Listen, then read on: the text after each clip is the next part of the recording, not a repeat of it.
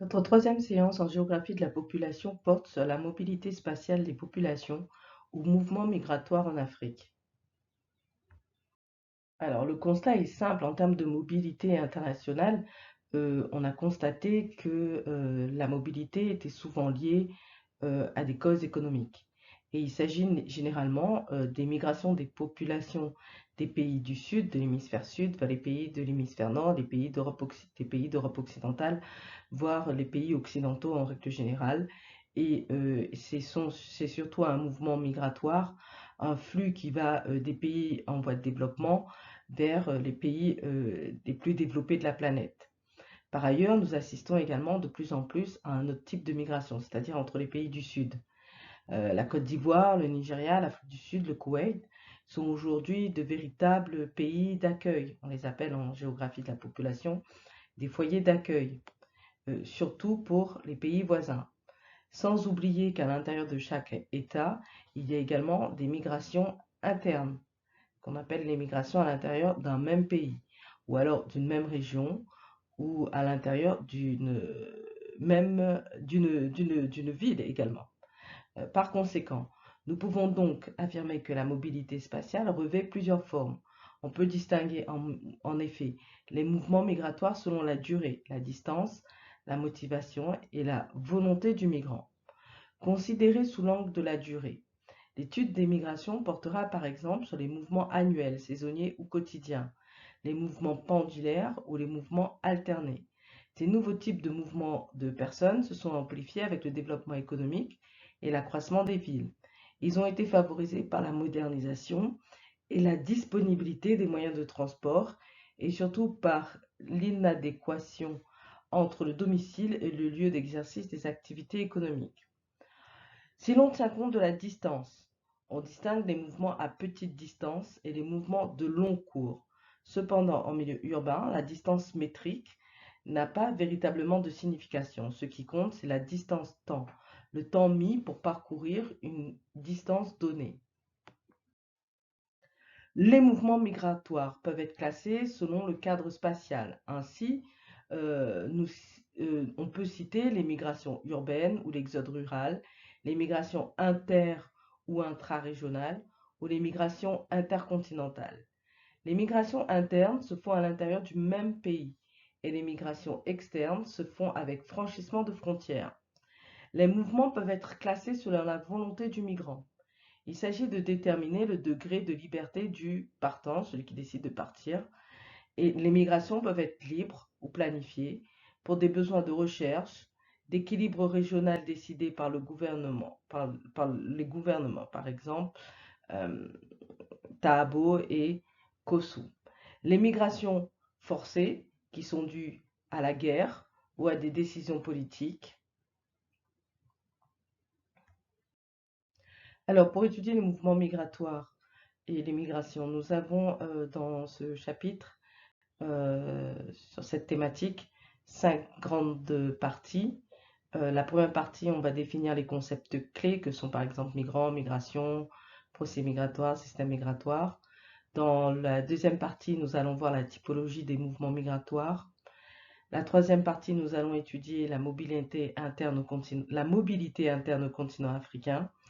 Dans la quatrième partie, nous allons faire une étude beaucoup plus régionale, la mobilité en Afrique de l'Ouest. Et enfin, on va encore changer d'échelle, on va voir les migrations en Côte d'Ivoire. Bien, alors nous allons commencer par la définition de quelques concepts, les concepts clés de ce chapitre, les concepts qu'il faut maîtriser quand on parle des migrations et des mouvements migratoires. Alors, le premier mot, c'est le mot migrant. Un migrant est une personne qui abandonne son lieu de résidence habituel pour aller résider ailleurs pour une durée minimale de 6 mois. En deçà de 6 mois, c'est un visiteur. Est considérée comme migrant toute personne recensée hors de son lieu de naissance, de sa circonscription administrative de naissance. Ici, on parle de sous-préfecture et la sous-préfecture dans les pays francophones est considéré comme le mode de localisation du lieu de résidence. Ce qu'il faut noter, c'est que émigrer ou immigré, ces deux termes se justifient par rapport au foyer de départ et au foyer d'accueil. Un émigré, c'est quelqu'un qui a quitté son pays ou sa région de départ. Un immigré, c'est quelqu'un qui arrive dans une nouvelle région ou un nouveau lieu d'accueil, un nouveau foyer d'accueil. Migration. La migration est un déplacement ayant pour effet de transférer la résidence des intéressés de leur lieu de résidence habituel au lieu de départ ou à un lieu de destination ou lieu d'arrivée. Dans le cas des données que nous allons présenter dans ce chapitre, le déplacement n'est considéré comme une migration que s'il a duré au moins 6 mois.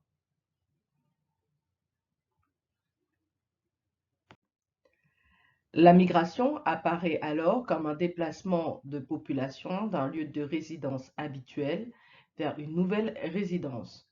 Ce changement de résidence s'accompagne parfois d'un changement de statut professionnel et même social. En d'autres termes, la mobilité spatiale concerne tous les mouvements de personnes d'âge actif assortis d'un changement de résidence pour une durée générale supérieure à 6 mois. La migration de travail. Il s'agit d'un déplacement accompagné d'un changement de résidence en vue d'exercer une activité économique rémunérée. Celle-ci peut être accomplie en milieu urbain ou rural et se relever distincte de l'activité exercée avant le départ du migrant. Alors un autre concept important est le procès migratoire. Le procès migratoire est l'étude des facteurs, des conditions, des mécanismes et des incidences de la migration. C'est l'ensemble des contradictions à l'intérieur de la société de départ, celles entre les zones de départ et d'arrivée, celles au sein des zones d'accueil. En d'autres termes, le procès migratoire est l'ensemble du dossier se rapportant aux causes et aux conséquences des déplacements de la force de travail et selon une durée plus ou moins longue. Le deuxième concept, le système migratoire. Le système migratoire, c'est l'ensemble articulé des divers types de contradictions dont il importe d'analyser la logique, la cohérence en fonction des intérêts dominants des migrants et ceux du milieu d'accueil. Un exemple. Le réseau migratoire ou la filière migratoire. C'est le cheminement des migrants depuis le point de départ jusqu'au point d'arrivée en passant par les différentes étapes. Il s'agit donc d'un itinéraire comprenant ou non des relais avant l'aboutissement du processus migratoire. Dans le cas d'une succession d'étapes avant la destination ultime, le migrant peut occuper plusieurs emplois. Une biographie des migrants réalisée à titre individuel peut révéler ainsi deux types de parcours migratoires, à savoir le cheminement direct ou semi-direct, qui amène le migrant immédiatement ou presque à la destination envisagée, ou alors le parcours indirect, impliquant plusieurs migrations ou escales durant laquelle ou escale depuis le milieu de départ jusqu'au centre d'accueil, jusqu'au foyer d'accueil. Les réseaux déterminent des courants migratoires caractérisés par des flux, des volumes, des rythmes et des périodes.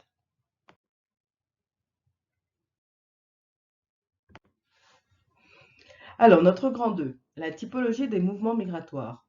Petit a, l'exode rural ou migration à destination urbaine. C'est le déplacement massif et durable des populations rurales vers les villes ou les régions urbaines. Il s'accompagne d'ordinaire d'un changement d'activité professionnelle du migrant, car le rural qui émigre abandonne la terre pour aller à la recherche d'un travail salarié dans des activités secondaires ou tertiaires urbaines. Cependant, ces ruraux peuvent transformer leur activité traditionnelle en milieu urbain, notamment en ce qui concerne l'artisanat de production.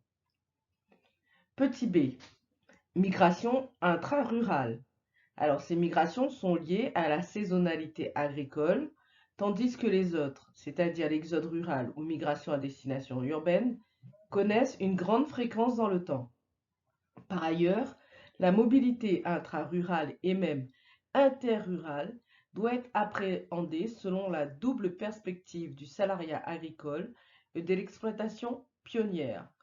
De manière générale, cette mobilité ou mobilité habituelle du peuple rural est faible car l'espace relationnel est centré sur le village et s'étend seulement à quelques villages voisins. Seuls les marchés tournants occasionnels ou hebdomadaires ainsi que les cérémonies traditionnelles occasionnent des déplacements importants. Le contact avec la ville est très rare et se limite aux démarches administratives ou des déplacements d'affaires qui se font souvent à pied ou à vélo. Migration interne. Les migrations internes se définissent comme des migrations entre les unités géographiques d'un pays, que ces déplacements concernent les nationaux ou les étrangers. En d'autres termes, elles se définissent par rapport aux divisions administratives propres au pays. À l'intérieur de ces divisions se manifeste la mobilité d'une manière à la fois intérieure et extérieure aux circonscriptions administratives définies. Ainsi peut-on distinguer des migrations intra-régionales ou interrégionales, des migrations interdépartementales ou infradépartementales, des migrations interrurales ou intrarurales.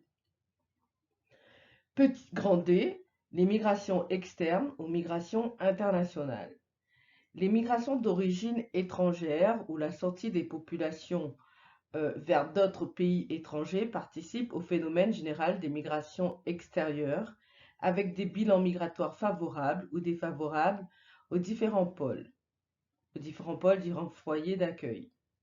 Les migrations internationales sont majoritairement des migrations de travail. Elles portent le plus souvent sur des emplois subalternes. Ce sont de façon grossière les ressortissants des pays pauvres qui se dirigent vers les pays riches, par exemple les Maliens en France, les Sud-Américains aux États-Unis. Au début des années 80, des lois ont été prises par la plupart des pays d'Europe dans le but de limiter la migration sur le continent. L'on parle de plus en plus de migration sélective. Grand E, migration périodique et migration permanente. Les premières font intervenir le critère période qui renvoie par exemple à la participation aux travaux agricoles lors de la saison de pointe. Ainsi, les paysans quittant leur village pour une durée supérieure à 6 mois sont considérés comme des migrants saisonniers car ils participent à la production agricole de leur milieu d'origine. En ce sens, la durée de la migration correspond à celle de la saison creuse. Les migrants temporaires concernent celles dont la durée est inférieure à 1 an. Quant aux migrants permanents, elles correspondent à la durée de la vie active des migrants avec un retour au lieu d'origine à la fin de cette vie active. Enfin, les migrations sont dites définitives lorsqu'elles ne s'accompagnent pas de retour, c'est-à-dire lorsque les populations concernées restent dans les pays d'accueil au-delà de leur vie active. Alors ici notre grand 3, la mobilité interne au continent. En 2018, plus de 19 millions de personnes ont bougé à l'intérieur du continent. Les Africains sont nettement plus nombreux à migrer, une tendance qui ne cesse de s'accélérer depuis les années 1990. Cette hausse est liée à la forte croissance démographique et à la jeunesse de la population. Les mouvements avaient fortement baissé entre 1960 et 2000 et ont toutefois repris au cours des 2 dernières décennies. Pour autant, ces migrations sont pour l'essentiel des migrations internes au continent et non à destination de l'Europe ou des États-Unis. Sur cette infographie, on peut voir les migrations internes au continent.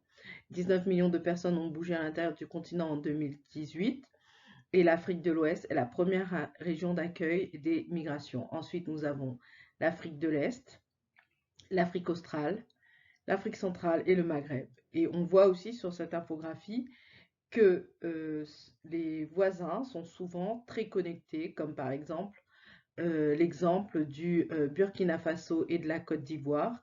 Il y a près d'1 million de Burkinabés qui résident en Côte d'Ivoire et environ 540 000 Ivoiriens qui résident au Burkina Faso.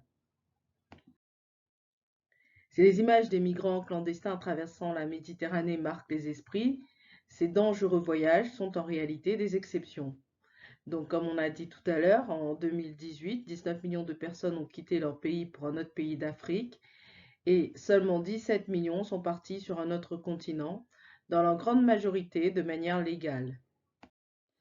Pour l'Union africaine, environ 20% des migrants africains seulement quitteraient le continent. Les raisons de cette hausse des migrations sont nombreuses. Tout d'abord, des motivations économiques et ensuite les guerres. Alors, en fait, c'est en Afrique où se trouvent les plus grands camps de réfugiés au monde, notamment celui de Dadaab au Kenya, qui compte à peu près 240 000 personnes. Le Cameroun accueille par exemple 280 000 réfugiés de Centrafrique et plus de 100 000 venant du Nigeria.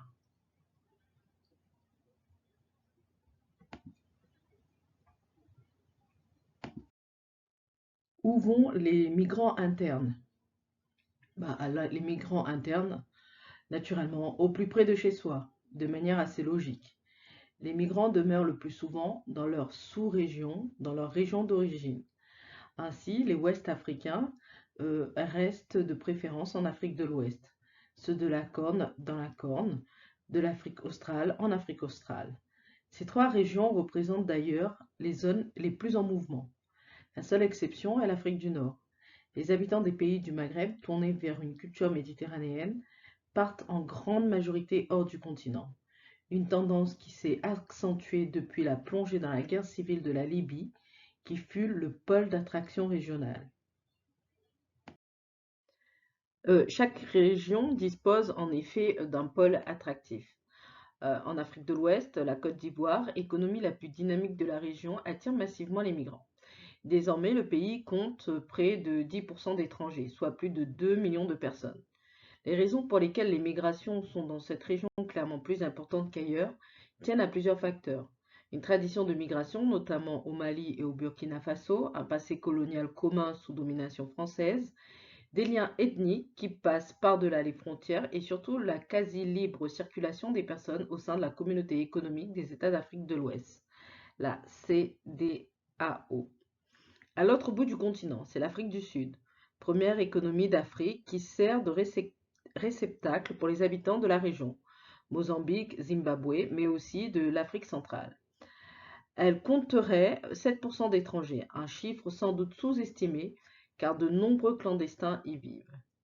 À l'est, le Kenya et l'Éthiopie accueillent des personnes de la région et dans une moindre mesure Djibouti.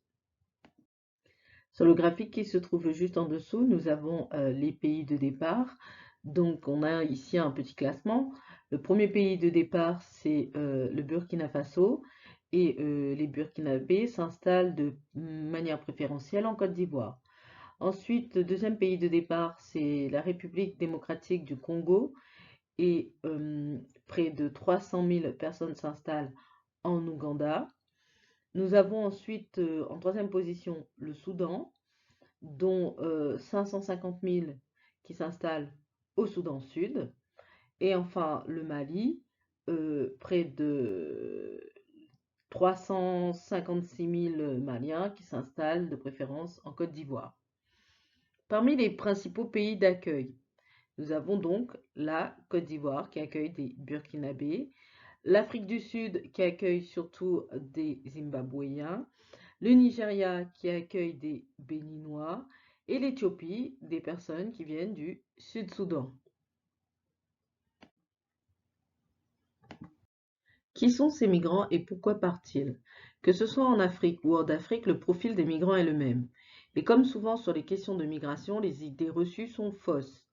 En dehors des cas de guerre, la pauvreté et la misère que l'on imagine souvent comme des causes majeures, ces causes sont en réalité que secondaires. Les pauvres sont précisément trop pauvres pour tenter l'aventure. Il s'agit d'abord des jeunes issus des petites classes moyennes urbaines, des hommes essentiellement, pour les migrations intra-africaines. Une étude du Sahel Research Group de l'Université de Floride montre que ces mouvements sont assez contraints, même si on note de fortes disparités. Ainsi, au Niger, l'un des pays les plus pauvres du monde et très rural, 89% des habitants disent souhaiter rester chez eux, tandis qu'au Nigeria, pays doté de perspectives économiques plus sereines, 50% avouent rêver de départ, une proportion qui monte à 82% dans la capitale économique Lagos. Les raisons invoquées pour partir sont néanmoins et sans surprise économiques. La recherche d'un travail mieux payé est avancée par près de 50% des migrants, tandis qu'un tiers assure vouloir avant tout aider leur famille. Grand C, ces mouvements migratoires ont-ils des conséquences politiques? Si ce sujet est rarement abordé, l'impact des migrations dans certains pays est tout de même évident. Comme en Europe, l'arrivée des travailleurs étrangers est parfois vue par les populations locales comme une menace, et cette peur est politiquement utilisée. Les deux pays à forte population étrangère, l'Afrique du Sud et la Côte d'Ivoire, illustrent ce phénomène. En 2019, la province du Gauteng, qui comprend Johannesburg et la capitale Pretoria, a été le théâtre d'émeutes xénophobes visant plus spécifiquement les Zimbabwéens et surtout les Nigérians, victimes régulières de clichés péjoratifs. En 2 jours de troubles, des centaines de commerces ont été pillés et au moins 10 personnes ont trouvé la mort. Ce cycle de violence n'est pas surprenant. Les tensions avec les étrangers, excités par les disparités économiques immenses, un taux de chômage élevé, près de 30% de la population qui est sans emploi, sont régulières. Cependant, pour la première fois, ce cycle de violence a entraîné des protestations officielles de la part du Nigeria. En Côte d'Ivoire, le clivage entre autochtones et allogènes, pour reprendre la terminologie locale, est très ancienne. Dans les années 1990, le président Henri Konan Bédié prône le concept d'ivoirité pour contrer l'influence de son rival Alassane Ouattara, accusé à tort d'être burkinabé. Ce nationalisme va perdurer sous la présidence de Laurent Gbagbo et conduire à 8 années de guerre civile. Aujourd'hui, les rivalités sont contenues, mais toujours bien présentes, au point de menacer la stabilité du pays. Des frictions traversent aussi le Kenya à l'encontre de la grande communauté somalienne. Parfois, la présence d'étrangers, même en petits groupes, peut nourrir de sérieuses haines. En Centrafrique, la crise de Bangui est en partie née du ressentiment des habitants vis-à-vis des commerçants accusés d'être tchadiens. Grande. Les frontières coloniales sont-elles remises en question? La question des frontières est régulièrement évoquée, mais jamais de manière très sérieuse. Leur tracé imposé en grande partie par les puissances coloniales lors de la conférence de Berlin en 1885 est certes critiquable, mais à peine les indépendances acquises, les nouveaux États décidaient de graver dans le marbre ces limites irrationnelles lors d'une autre conférence, cette fois-ci au Caire en 1964. Cette décision a globalement tenu, à l'exception des sécessions de l'Érythrée en 1993 et du Soudan du Sud en 2012. Mais cette intangibilité a également conduit à des tensions entre États et surtout à éparpiller les peuples ou les ethnies entre plusieurs pays. Il serait 177 dans ce cas. Ces groupes transfrontaliers entraînent des migrations de masse et de dangereuses jalousies. Pour les apaiser, les pays africains ont le plus souvent choisi d'apaiser les contrôles aux frontières. En Afrique de l'Ouest, il en existe très peu. Le Kenya et l'Ouganda ont eux aussi assoupli leur politique migratoire avec leurs voisins. L'Union africaine encourage de son côté la libre circulation. Quel rêve total pour bloquer les frictions nées des mouvements de population. Reste à savoir si cela suffira alors que tous les analystes prévoient que les migrations africaines, et donc avant tout celles qui se passeront au sein de l'Afrique, vont considérablement croître dans les années à venir. Grand 4, la mobilité en Afrique de l'Ouest. Sur cette partie, donc, nous allons nous concentrer essentiellement sur la mobilité en Afrique de l'Ouest. Donc là, on change d'échelle, on passe de l'échelle du continent à une échelle régionale beaucoup plus large, c'est-à-dire l'Afrique de l'Ouest. L'Afrique de l'Ouest est la partie qui compte le plus grand nombre d'habitants. La principale caractéristique, c'est la présence de petits États côtiers de petite dimension. En dehors de la Mauritanie et du Niger, les vastes superficies concernent les pays continentaux et enclavés que sont le Mali et le Niger. Au plan climatique, on peut subdiviser l'Afrique de l'Ouest en 4 zones: le Sahel Atlantique avec le Sénégal, la Gambie, la Mauritanie et le Cap-Vert. Le Sahel intérieur avec le Burkina Faso, le Mali, le Niger, le Tchad et l'extrême nord des pays comme le Bénin, le Togo et le Nigeria. La forêt atlantique principalement axée sur la Guinée-Bissau, la Sierra Leone et le Libéria. Et le golfe de Guinée, Côte d'Ivoire, Togo, Nigeria, Ghana, Bénin et Cameroun. Tous ceux qui étaient fondamentalement liés à la Terre. La sous-région forestière atlantique. Elle n'a pas connu les mêmes problématiques que la précédente. Dans cette région, l'administration foncière se distingue par l'établissement pendant la période coloniale d'un régime foncier dual selon lequel le droit privé prévalait sur les zones côtières, tandis que l'arrière-pays prévalait le droit coutumier. Dans cette partie de l'Afrique, les migrations n'ont pu s'effectuer de manière massive. Par ailleurs, en Guinée, la politique de Sékou Touré n'a pas attiré de migrants, au contraire, même les Guinéens ont fui leur pays. Le Libéria, pays de grandes multinationales agricoles, n'offrait pas non plus d'opportunités. La zone du Sahel intérieur. Cette région a une particularité, c'est qu'elle comporte à la fois les plus fortes densités et les plus faibles. Au Niger, par exemple, nous avons 1 habitant par kilomètre carré. Dans le plateau Mossi, au Burkina Faso, on enregistre des densités de 100 habitants par kilomètre carré. Et le plateau de Jos au Nigeria, environ 100 habitants au kilomètre carré également.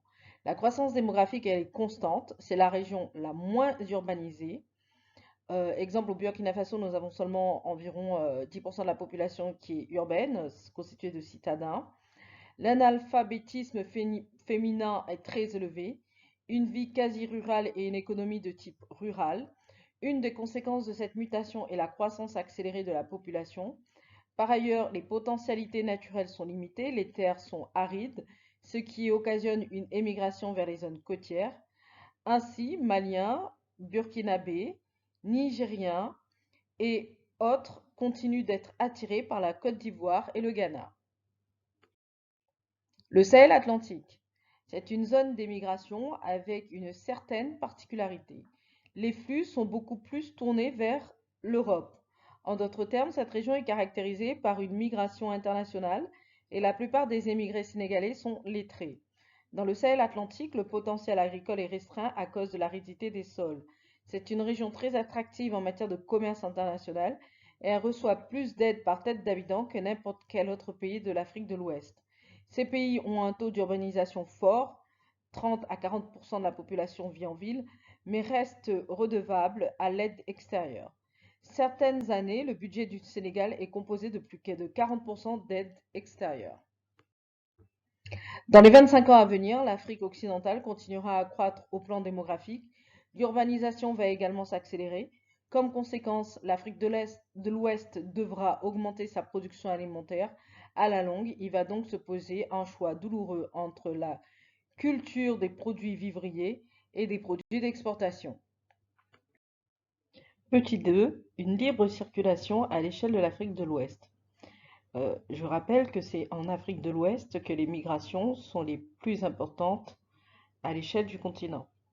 Et cette importance des migrations s'explique par le fait qu'il y ait une libre circulation au sein des États membres de la CEDEAO. Et c'est au début de l'année 2008 que les chefs d'État et de gouvernement de la CEDEAO ont adopté une approche commune sur la migration. Mais cette approche commune sur la migration, elle date de 1975, depuis le traité fondateur de la CEDEAO, qui pose le principe suivant. Les citoyens des États membres sont considérés comme citoyens de la communauté. En conséquence, les États membres s'engagent à abolir tous les obstacles qui s'opposent à la liberté de mouvement et de résidence à l'intérieur de la communauté. En 1979, le protocole sur la libre circulation des personnes et le droit de résidence et d'établissement précise les normes juridiques et les modalités d'application du droit d'entrée, de l'abolition du visa, du droit de résidence et du droit d'établissement. L'Afrique de l'Ouest est la seule région africaine à s'être dotée d'une approche commune. La CEDEAO dispose depuis d'une direction de la libre circulation en charge de l'approche commune. Et ce libellé constitue en soi un acte symbolique fort. Comme on peut le voir sur le graphique de droite, ce graphique, il faut le lire. On a en haut les pays de départ avec le Bénin, le Burkina Faso, la Côte d'Ivoire, la Gambie, etc. En dernier, nous avons le Togo. Et en bas, nous avons les pays d'Afrique de l'Ouest, toujours alignés, le Bénin et la Côte d'Ivoire ici. Et enfin, nous avons le Nigeria. Et on voit que parmi les pays de départ, le pays où il y a le plus de départ, c'est le Burkina Faso.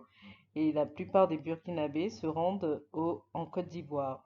Ensuite, nous avons la migration béninoise vers le Nigeria.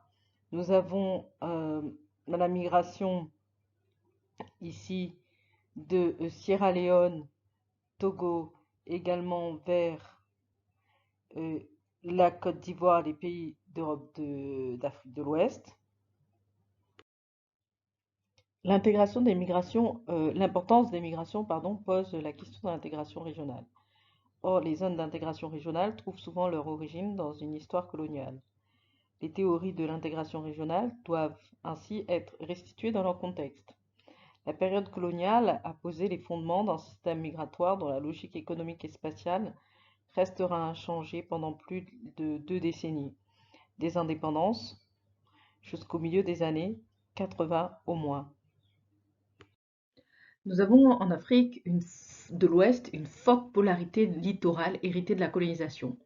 En effet, dans le prolongement de la traite négrière, le développement des États coloniaux oriente les migrations régionales vers les zones de culture de l'arachide, les navetanes de la Sénégambie, ou vers les zones de plantation de caféiers et de cacaoyers de la Gold Coast britannique, actuelle Ghana, ou de la Côte d'Ivoire notamment. Le système migratoire ouest-africain épouse alors les axes de la régionalisation économique coloniale qui perdurent au-delà des indépendances et dont les ramifications relient les régions sahéliennes aux régions productrices de cultures de rente, arachides, cacao, café, et au littoral, principalement aux côtes du golfe de Guinée. Le travail forcé a donc mis en place des flux de migration du nord vers le sud littoral. Alors, je vous propose ici les 4 grands types de travail forcé qui existaient à l'époque. À l'époque, on avait ce qui s'appelait la prestation, c'est-à-dire qui consistait à réclamer aux contribuables, en plus de l'acquittement de l'impôt versé généralement en espèces, un certain nombre de jours de travail au profit des chantiers publics d'intérêt local. La main-d'œuvre prestataire s'est vue confier durant la période 1920-1938 tous les travaux des routes et des pistes ainsi que l'entretien des terrains d'aviation. La seconde catégorie concerne le contingent militaire.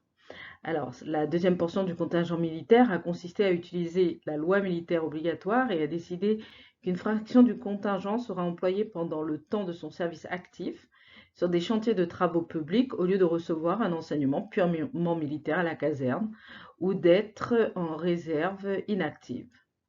La main-d'œuvre pénale, elle, est utilisée à des fins de travaux. Cette catégorie de main-d'œuvre, constituée de prisonniers, a été utilisée à différents ouvrages. La réalisation de chemins de halage, réparation des quais de travaux de différents ports, travaux urbains ou suburbains de voirie, réfection et entretien du réseau routier, des bâtiments, de logements administratifs. Cette main-d'œuvre a été surtout une force de travail d'appoint. Enfin, on a l'obligation de cultiver, c'est la dernière forme de travail forcé.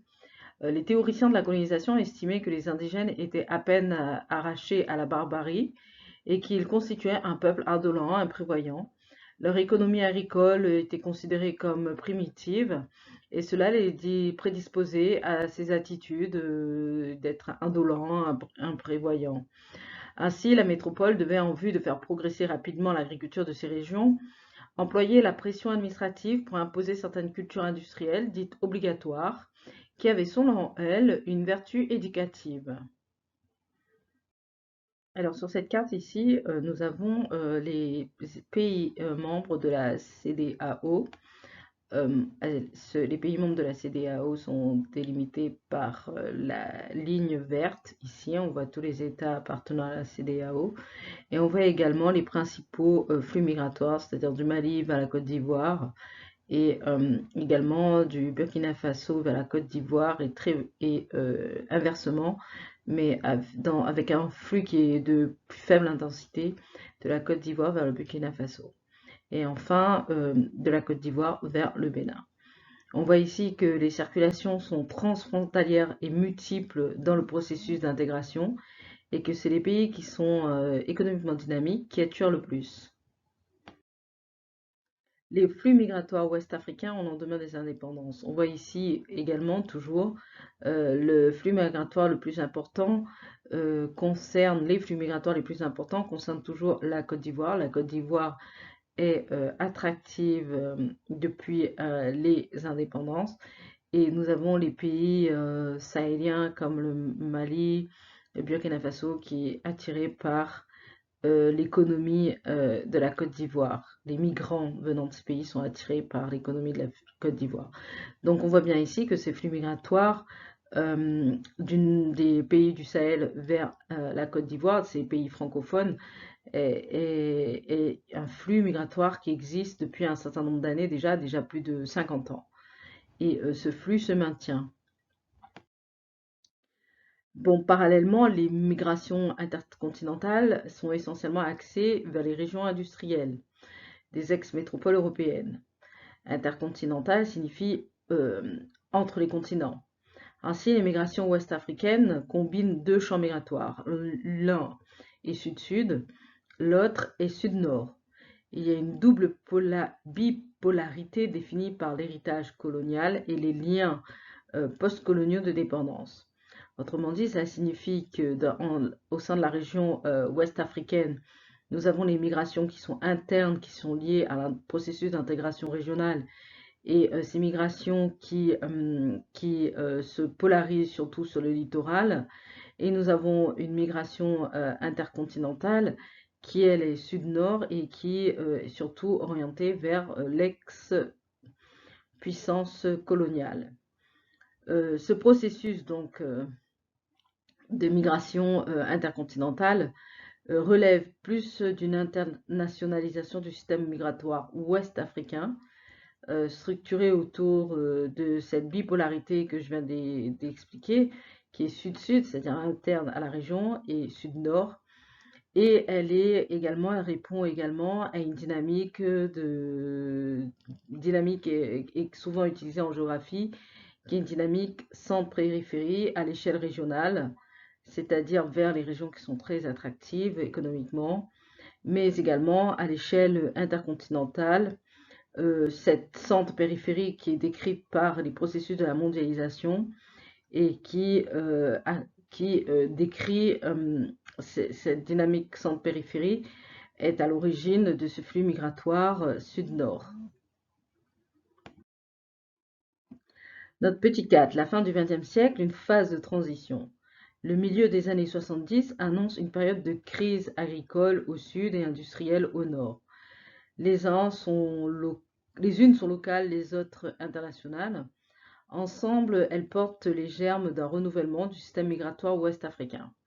Dans cette logique, à la fin du XXe siècle, constitue une phase de transition. Les grandes tendances historiques s'infléchissent. La polarité littorale liée à la dynamique coloniale est aujourd'hui fragilisée. De nouvelles tendances se dessinent, marquées par la diversification des régions d'émigration ou d'immigration et l'émergence des pays de transit. Durant cette période, c'est-à-dire depuis le début du XXe siècle, débutent notamment les migrations du bassin arachidien du Sénégal, préfigurant la construction de la diaspora mouride et les migrations des natifs des grands centres urbains. Dakar devient la première région d'émigration sénégalaise et supplante le bassin du fleuve Sénégal, région traditionnelle d'émigration vers l'Afrique et l'Europe. Parallèlement, le contrôle des migrations internationales s'affirme comme une priorité de l'agenda politique des États du Nord, européens en particulier. Dès 1973-1974, les pays ouest européens décident d'arrêter toute forme d'immigration de travailleurs. En 1995, les accords de Schengen entrent en vigueur et définissent un espace de libre circulation des personnes entre les États signataires et associés, tout en garantissant une protection renforcée aux frontières extérieures de l'espace. Dès lors, pour franchir les frontières de l'espace Schengen, les ressortissants des pays tiers à l'Union européenne sont soumis à un visa. Ce visa s'appelle le visa Schengen. Simultanément, ce dispositif est renforcé par la création du visa de transit aéroportuaire. L'autorisation est donnée aux États membres de l'UE de déroger au principe de libre passage en transit par la zone intertropicale des aéroports, par la zone internationale des aéroports, établie par l'annexe 9 de la Convention de Chicago. Seuls les ressortissants des pays tiers sont soumis à ce principe d'exception. Ainsi, les pays européens se dotent d'outils juridiques pour ériger aux portes des pays du Sud les frontières de l'immigration dans les pays du Nord. L'instauration du visa de transit aéroportuaire révèle, dès les années 90, la volonté des pays européens d'externaliser la gestion et le contrôle de leurs frontières à celles des pays du Sud. Dans le même temps, en Afrique de l'Ouest, l'ordre économique régional s'affaiblit, l'ordre marchand transfrontalier se maintient et l'ordre spatial des migrations internationales évolue. Ainsi, les règles d'une mondialisation du système migratoire ouest-africain s'esquissent. Elle annonce une recomposition profonde des migrations stimulées par la domination coloniale. Il ne s'agit plus seulement d'ajustements conjoncturels aux réponses aux crises économiques chroniques liées aux sécheresses successives des années 70 et 80, mais d'une réelle mutation des logiques du système migratoire ouest-africain. Alors, qu'est-ce qui se passe alors? On a donc de nouvelles spatialités, de nouvelles migrations au début du XXIe siècle. Ces nouvelles spatialités, c'est-à-dire ces nouvelles migrations, sont stimulées et soutenues par l'évolution de la trame urbaine, l'émergence du réseau urbain qui est beaucoup plus structuré, le développement d'un réseau de nouvelles technologies et d'informations. La population de la CEDEAO a été multipliée pratiquement par 4 en 1960 et 2007, passant de 78 millions à 300 millions d'habitants. Cette croissance démographique induit une forte mobilité de la population à l'intérieur de l'espace régional, qui elle-même conduit à une recomposition du peuplement. La trame urbaine elle-même évolue, l'espace régional n'est plus seulement polarisé par les métropoles littorales, mais il se structure aussi autour d'un réseau de villes secondaires situées dans l'entre-deux. Ce qu'on appelle l'entre-deux, c'est entre le Sahara et le golfe de Guinée. De plus, en se densifiant, les réseaux urbains nationaux se connectent les uns aux autres. Parallèlement, un réseau de transport plus structuré autour des deux axes Est-Ouest, Ouest-Est émerge.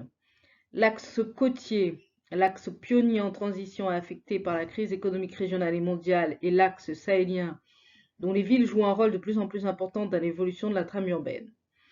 En outre, l'un et l'autre sont reliés par des axes nord-sud et sud-nord qui connectent les capitales des pays sahéliens, Niamey, Ouagadougou, Bamako, aux grands ports du golfe de Guinée. Ainsi, deux grands axes est-ouest participent à l'émergence de nouveaux corridors de circulation basés sur une adéquation entre le réseau urbain principal et le système routier primaire. Ici, nous avons sur cette carte ce basculement géographique, cette recomposition de la spatialité des circulations migratoires en Afrique de l'Ouest.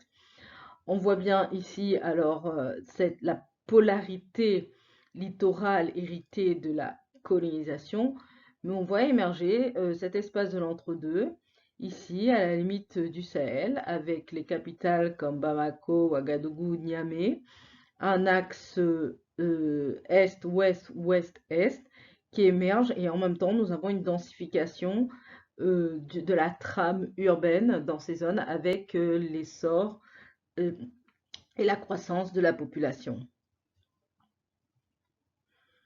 Donc ce qu'on peut dire, c'est que ce nouveau champ migratoire situé dans l'entre-deux renverse le mouvement migratoire régional d'autrefois hérité de la colonisation et polarisé par les espaces économiques littoraux. Et on a un renversement par une nouvelle forme de spatialité polarisée au niveau du Sahel, à la frontière du Sahara. Et c'est dans ce contexte que les villes de Niamey, Ouagadougou, Bamako, Dakar constituent un axe intense de circulation est, ouest, est et est-ouest, et qui sont également intégrés dans les réseaux de la mondialisation, les réseaux mondiaux de la migration.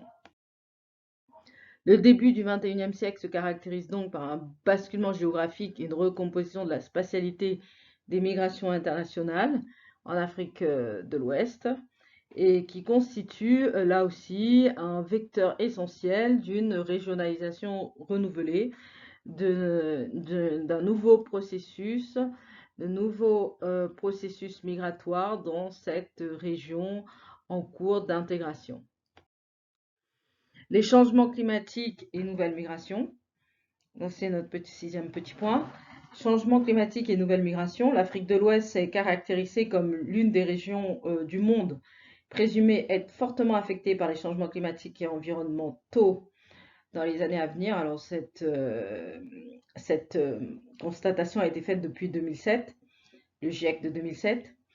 La majorité de la population rurale de la région dépend de l'agriculture à petite échelle, de la production végétale et de l'élevage, et donc de l'environnement naturel. Les changements environnementaux constituent donc une grave menace pour les moyens de subsistance des populations. La mobilité en Afrique de l'Ouest a une longue tradition et la saisonnalité des précipitations influence les schémas de mobilité. Les activités agricoles dépendent d'une seule saison des pluies au cours de laquelle la charge de travail dans l'agriculture est élevée.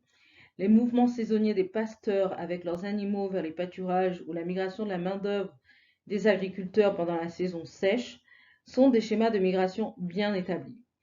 Les principales destinations sont les zones urbaines ou les zones rurales, plus productives, soit à l'intérieur du pays, soit dans les pays voisins. Les zones arides de l'Afrique de l'Ouest ont des conditions environnementales difficiles et les schémas de mobilité établis depuis de longue date, mais cela ne signifie pas nécessairement que les deux sont liés, c'est-à-dire sécheresse et mobilité. Les grandes sécheresses du Sahel des années 70 et 80 et les effets directs supposés du changement climatique et environnemental sur la migration humaine ont façonné l'image de toute la région du Sahel comme un grave point chaud de déplacement environnemental. Mais selon 5 études menées par Van der Land, 3 aspects importants sont à retenir et font le lien entre changement climatique et migration. Les conditions et les changements environnementaux favorisent la migration temporaire. La migration est une activité bien établie pour diversifier les revenus et la migration est multicausale. Donc, ceci dit pour dire que les migrations ne s'expliquent pas seulement pour des causes environnementales. Lors des périodes de sécheresse, on observe une migration qui est temporaire et la migration, elle est surtout due pour diversifier ses sources de revenus, mais la migration, elle a plusieurs causes. Bien, autrement dit, les conditions climatiques de la région, telles que la longue saison sèche et les précipitations inter- et intra-annuelles très variables, favorisent la migration temporaire des zones rurales. Pour de nombreuses personnes dans la région, la migration saisonnière ou temporaire des zones rurales est une activité courante et elle fait partie d'une stratégie bien établie pour diversifier ses sources de revenus. En particulier, la migration pendant la saison sèche est souvent une activité économique complémentaire à l'agriculture et cruciale pour assurer la sécurité alimentaire des ménages.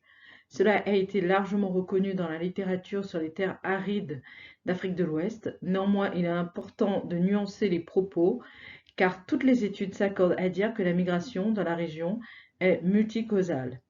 Les facteurs environnementaux ne sont généralement pas le seul moteur de la migration, mais les aspects culturels, économiques et environnementaux, politiques et sociaux influencent également la décision de migrer. Ici, on a une étude sur les changements climatiques, la sécurité alimentaire et l'immigration. Ce projet s'appelle Where the Rain Falls. Constate par exemple pour le Ghana que les gens ont migré principalement pour des raisons économiques et de sécurité alimentaire. Les raisons les plus courantes de la migration étaient le déclin de la production agricole pour la consommation personnelle, les changements dans la saison des pluies, le chômage, des périodes de sécheresse plus longues suivies d'une récolte peu fiable et l'augmentation de la fréquence des sécheresses. En ce qui concerne le genre, des études antérieures ont montré que la migration des hommes était dominée par, par des motifs économiques et que celle des femmes, les femmes migraient plutôt pour des raisons de mariage ou de famille. Si cette tendance est toujours valable, les femmes semblent également migrer de plus en plus pour des raisons économiques. Cependant, il n'est pas clair si cela est dû à la détérioration des conditions environnementales ou à une acceptation croissante des femmes qui migrent pour des raisons économiques. Notre grand 5, les migrations en Côte d'Ivoire. Alors là, nous changeons d'échelle. Nous étions à l'échelle régionale des pays membres de la CEDEAO. Maintenant, nous faisons un petit focus sur le pays de la Côte d'Ivoire. Et nous allons voir ici les migrations en Côte d'Ivoire. Nous allons d'abord présenter l'évolution démographique du pays, ensuite montrer le contexte historique de la migration et enfin étudier les migrations internes et externes au pays. Quelle est l'évolution démographique de la Côte d'Ivoire? La Côte d'Ivoire connaît une croissance démographique exceptionnelle, l'une des plus importantes du continent. D'environ 4 millions d'habitants en 1965, la population totale du pays est passée à 6 millions en 1975, soit un taux d'accroissement annuel moyen de l'ordre de 5%. En 1988, cette population est de 10 millions. En 2003, 17 millions. Et en 2020, près de 27 millions d'habitants. Le taux d'accroissement annuel reste élevé, il est d'environ 3,5% environ sur la période 2003-2020. Et à ce rythme, la population a connu un doublement de ses effectifs en 20 ans. Sur la période 1965-1998, la forte croissance est due en partie à l'immigration étrangère. En effet, si la population d'origine étrangère en Côte d'Ivoire était estimée à moins de 5% de la population totale en 1950, en 1958, elle représentait près du quart et 17% en 1965. Elle est passée à 22% en 1975, puis à 28% en 1988 et un peu plus de 26% selon les premiers résultats du recensement de 1998. Les migrations constituent donc l'une des principales caractéristiques de la démographie ivoirienne. Elles sont également le phénomène le plus impliqué dans l'économie de la Côte d'Ivoire, bien qu'elle soit actuellement la composante démographique la moins connue dans ces manifestations. On va décrire les migrations internes et internationales en s'appuyant naturellement sur des éléments qui se sont déroulés dans le passé. Donc voici le contexte historique des migrations en Côte d'Ivoire. La Côte d'Ivoire est constituée schématiquement de deux zones écologiques, la savane au nord et la forêt au sud. Cette différenciation naturelle entre le nord et le sud aura de l'impact sur la vie économique des populations. En effet, quand le colonisateur a entrepris de mettre en valeur le territoire conquis, il a eu d'abord besoin d'une main-d'œuvre pour les travaux forcés. De même, pour garantir une production en quantité des matières premières comme le bois, le café et le cacao, dans une agriculture non mécanisée, il a fallu s'assurer de la disponibilité d'une main-d'œuvre abondante. La main-d'œuvre provient alors, pour la mise en valeur de cette politique de développement de toutes les régions de la colonie, plus particulièrement du Nord. Quand cette partie du pays n'arrive plus à satisfaire des demandes de plus en plus fortes, on a fait appel aux colonies voisines de la Côte d'Ivoire. Des courants migratoires se sont établis entre le nord et le sud, d'une part, et entre les territoires voisins et le sud, d'autre part. Depuis trois quarts de siècle, ces courants participent à la recomposition de l'occupation du territoire. Il y a toujours eu certainement des déplacements de population entre les différentes régions de la Côte d'Ivoire et entre la Côte d'Ivoire et l'étranger. Après la création de la colonie de la Côte d'Ivoire, de par ses prédispositions naturelles, le colonisateur a voulu faire d'elle un réservoir de matières premières agricoles.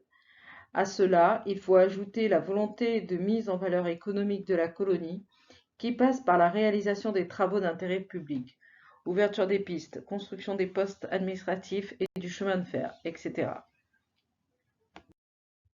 Pour le travail forcé, l'administration a besoin d'une main-d'œuvre abondante. Ainsi naquit dès 1904 le régime de prestation qui, de 15 jours par individu et par an est passé successivement à 6 mois en 1920, puis à 12 mois en 1930. Connus sous le nom de travaux forcés, ces recrutements ont concerné, dans un premier temps, toutes les régions de la colonie, en particulier le Nord, dont les habitants sont connus pour leur ardeur au travail. La Côte d'Ivoire, dont la population était estimée à 1,8 million d'habitants en 1920, n'arrivait pas à satisfaire la forte demande en main-d'œuvre pour le développement de la culture du café et du cacao et de la mise en place des infrastructures économiques. C'est pourquoi le colonisateur français a vite fait de se tourner vers l'extérieur, en particulier vers les colonies voisines, moins favorisées par la nature sur le plan économique, mais disposant des bras valides. L'autorisation est donnée aux colons installés en Côte d'Ivoire de recruter de la force de travail, la force des travailleurs voltaïques, aujourd'hui les Burkinabés. De cette manière, près de 683 000 Burkinabés ont été acheminés vers la Côte d'Ivoire. Le partage de la Haute-Volta entre le Soudan français, actuel Mali, le Niger et la Côte d'Ivoire en 1932 confirme la volonté des colons d'atteindre leur objectif puisque la Côte d'Ivoire a reçu de ce partage plus de 50% du territoire et au moins 2 tiers de la population. La loi Houphouët-Boigny mettant fin aux travaux forcés en 1945, le recrutement des travailleurs a pris d'autres formes. Toujours est-il qu'après l'indépendance des deux pays en 1960, les courants migratoires se sont poursuivant toute position gouvernementale. De l'étape individuelle, le mouvement est devenu familial, impliquant hommes, femmes et enfants. Ces migrations internes et internationales ont été entretenues grâce à la politique d'ouverture du président Houphouët-Boigny et à la politique de développement économique de la Côte d'Ivoire basée sur l'agriculture, dont le café et le cacao. C'est ainsi que le front pionnier de l'agriculture d'exportation s'est déplacé en l'espace d'une quarantaine d'années du centre-est de la colonie au sud-ouest après avoir transité par le centre-ouest. Les migrations internes. Rappel. L'accession de la colonie à l'indépendance en 1960L'agriculture, grâce à la recherche scientifique, à l'encadrement technique des paysans et à l'appui financier de l'État, était devenue le pilier du développement du pays, dans sa triple fonction de fournisseur des devises à l'État, de fournisseur d'une alimentation qualitative et quantitativement suffisante et de transformateur de la société paysanne. C'est dans la tentative de lutter contre les disparités régionales que les autorités ont créé des pôles de développement dans les régions défavorisées. Cette volonté s'est traduite par la mise en place des sociétés de développement, agro-industrie, barrages, ports, de quoi stabiliser les populations de ces régions en leur enlevant l'envie de migrer, d'où ces structures sont restées largement en deçà de l'espérance placée en elles. D'où la poursuite des flux migratoires des régions défavorisées vers les pôles de développement des régions moins défavorisées. Petit 2. Caractéristiques des migrations internes. Les migrations internes sont très souvent motivées pour des raisons économiques. La direction des flux migratoires s'explique par les opportunités offertes par les différentes régions du pays. Avec le développement de l'arboriculture, du café et du cacao au début des années 1920, les mouvements se sont orientés vers le centre-est du pays, devenu plus tard la boucle du cacao. Avec la mise en œuvre des projets de développement, l'aménagement de la vallée de Bandama. À partir de la fin des années 1960, on a assisté à l'intensification des migrations internes. À côté des mobilités internes rurales, il y a celles qui partent des campagnes vers les villes connues sous le nom de exode rural. C'est un phénomène récent qui date des années 1960 et qui est en corrélation avec l'urbanisation rapide de la Côte d'Ivoire.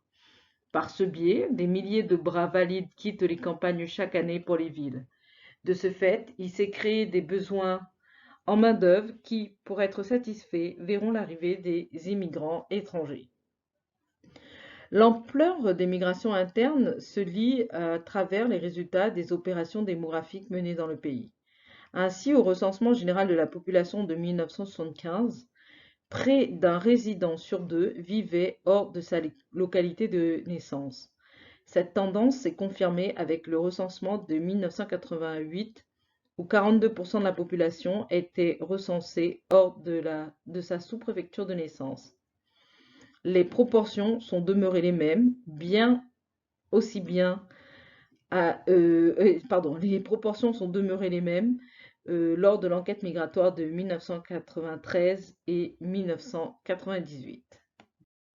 Les courants migratoires internes partent globalement des zones économiquement faibles, la moitié nord du pays, vers les zones où le développement économique a été amorcé. C'était d'abord le sud et l'est, avec la boucle du cacao, ensuite le centre-ouest et le sud-ouest, en raison des terres disponibles pour les cultures, mais également vers les zones ayant bénéficié d'une politique volontariste de mise en valeur, comme les programmes ARSO, Autorité pour la région du Sud-Ouest, AVB, Autorité pour l'aménagement de la vallée du Bandama, au centre du pays. L'économie de plantation avec les cultures de rente comme le café, cacao, le palmier à huile, l'EVA, etc., a constitué le facteur le plus déterminant des mouvements en direction du milieu rural. Parallèlement à cet axe s'est développé l'exode rural. En effet, le développement des activités urbaines avec la création d'un nombre de plus en plus important d'emplois ne nécessitant pas une qualification préalable a été la source de l'exode rural vers les capitales régionales et principalement vers Abidjan. Enfin, les commodités de la vie urbaine, incluant les infrastructures socio-culturelles, ont été un facteur attractif non moins important.